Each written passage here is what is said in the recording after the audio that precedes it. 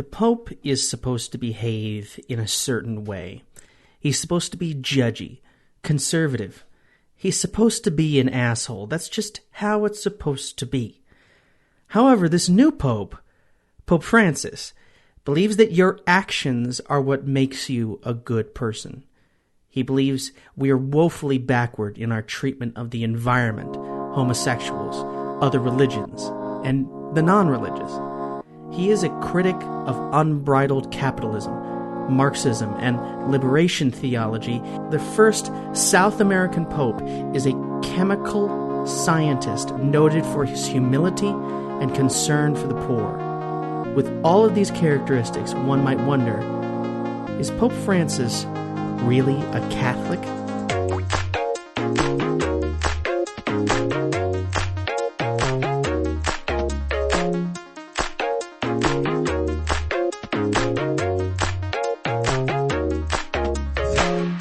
From the old Tucson studios in Arizona, this is the 1 Minute History Podcast.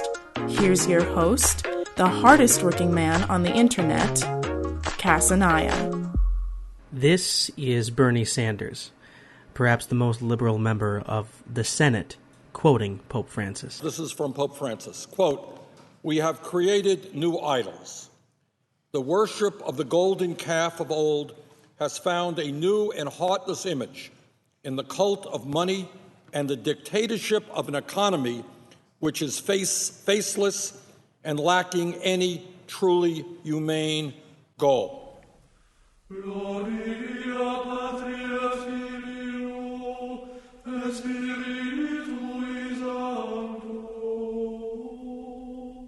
The conservative head of the Catholic Church isn't supposed to get involved in international affairs. But it was through the Holy See that full diplomatic relations were reestablished between the United States and Canada.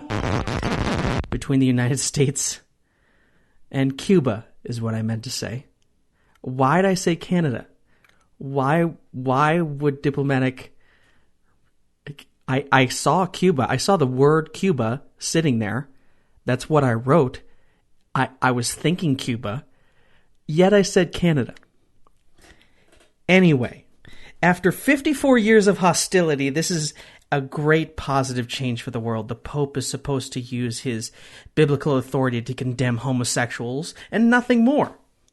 He's supposed to be a bulwark of conservatism, yet he is pissing off conservative American radio talk show hosts. Pope Francis attacked unfettered capitalism as a new tyranny.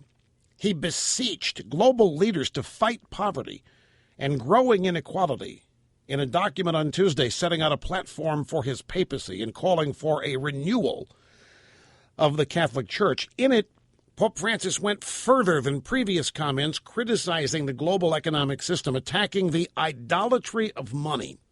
Liberals are supposed to be under attack from the Catholic Church, yet Pope Francis ended an investigation of United States nuns who were accused of radical feminism. They were accused of radical feminism because they just considered issues like abortion to be unimportant. The Pope is supposed to be an advocate for the hugely popular prosperity theology of millionaire pastors like Joel Austin. The price he paid, we have a right to live in total victory. Now, I want you to get that down on the inside. Not partial victory, to where we have a good family, we have good health, but we constantly struggle in our finances. That's not total victory. If God did it for you in one area, He can do it for you in another area. Get a vision for it. Don't get stagnant. Now, the Pope recently released the encyclical entitled Laudato Si. This, I don't actually know what it's called, the latest papal offering statement from Pope Francis. Encyclicals are letters sent to the church hierarchy. These letters are sent essentially as pieces of philosophical legislation. They clarify Catholic doctrine. Pope Pius the 12th held that encyclicals are sufficiently authoritative to end theological debate on a particular subject and indicate high papal priority. Laudato Si criticizes consumerism and overdevelopment as the cause for environmental degradation and global warming. A conservative, which the Pope is supposed to be, is supposed to deny the existence of global warming, using the same abstinence-only style policy that if you ignore a problem, it will go away. Or to think dogmatically and choose only the information that helps your point. In case we have forgotten, because we keep hearing that 2014 has been the warmest year on record, I asked the chair, you know what this is? It's a snowball, and that's just from outside here. So it's very, very cold out. And most importantly, a conservative is supposed to be fine with exploiting others and fucking over the poor.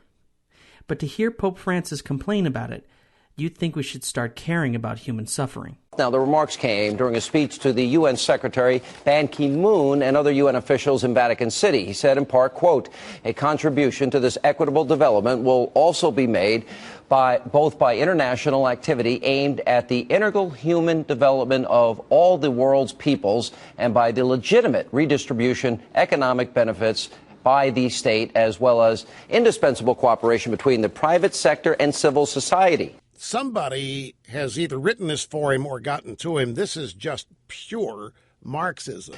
Look, this Pope is a man who comes out of that socio-economic model of the Latin Americans. He would be less market-oriented, perhaps, than you and I would be. Sounds to me like he's, a to each according to his need, from each according to his ability, redistributionist.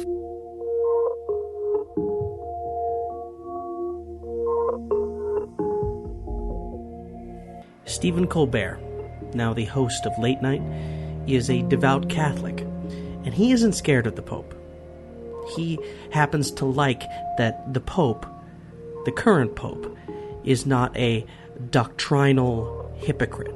When he said in his, I think it was the first sermon that he gave after being made Pope in the papal audience room, where he said, I want this to be a poor church for the poor. Una chiesa dei poveri. I want a church for the poor, church of the poor. Now you're just bragging that you can speak Italian.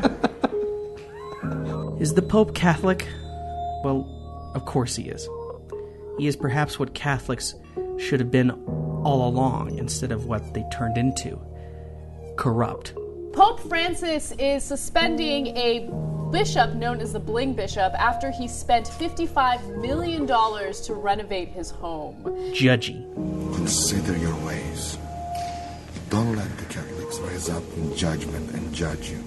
Uncaring. Condoms are not the solution to the AIDS epidemic, but part of the problem, the Pope has claimed, sparking instant controversy at the start of his first trip to Africa. Speaking to reporters en route to Cameroon, Pope Benedict insisted chastity and marital fidelity were the only ways of preventing the spread of HIV. Boring. I don't know why I still go, Liz. I can remember going to church when I was young and being moved.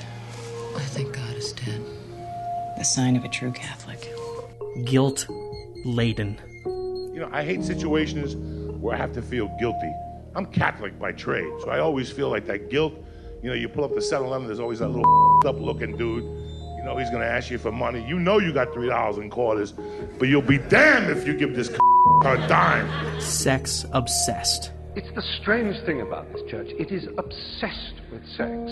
Absolutely obsessed.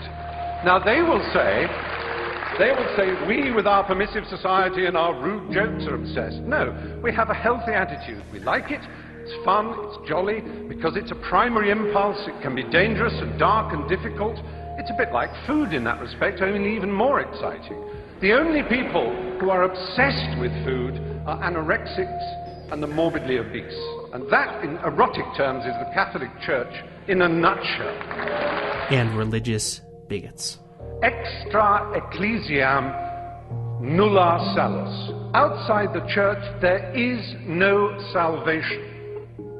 But all of that seems to be changing for the better. The world is getting better. We are all getting better when the prominent figures who wield real power care for someone other than themselves and work to defer the harm of others. As a fanatic agnostic, it doesn't have any religious significance for me to say, God bless you, Pope Francis. To me, that phrase is a thought of support and expression of gratitude. To me, it is an expression of saying, good job, dude.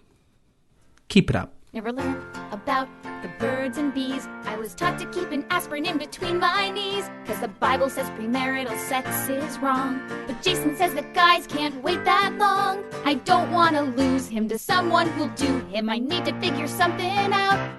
Woman in History with Cassanaya on YouTube and the podcast can only be heard if you share this with your friends, post it, and talk about it with others. To support 1 Minute History, you can visit oneminutehistory.com. That is 1minutehistory.com. For everyone who has supported 1 Minute History, we thank you. To come in the back door, therefore fuck me in the ass 'cause I love Jesus. The good Lord would want it that way. Give me that sweet sensation of a throbbing rationalization. It's just between you and me. 'Cause everyone knows it's the sex that God can't see. Next week, we are going to talk about Donald Trump. And believe me, you want to listen to next week's episode. Listen to the Donald Trump episode. It is a thing. Cock out, shove it in my ass, fuck me until you come. Oops, I mean, let's join our souls and unite our bodies and fly with the wings of God. For 1 Minute History, my name is Cassanaya. Good night, and have a pleasant tomorrow. Ignore this, and no prophylactics when you put it in. 'Cause birth control's for sluts, and it's a sin. I've emptied my bowels and laid out the towels. I'm ready for romance. Now I'm praying to the power that's the highest. But of all of my holes, this one's the driest. And we can't procreate if we anally copulate. And God's okay with sodomy, but only if you're straight. So close your eyes, take a deep breath, and fuck me in the ass 'cause I love Jesus. The good Lord would want it that way. Give me that sweet sensation of an irrational rationalization. It's just between you and me. 'Cause everyone knows it's the sex that God can't see. Yeah, my chastity belt has locks. But sometimes you need to think outside the box.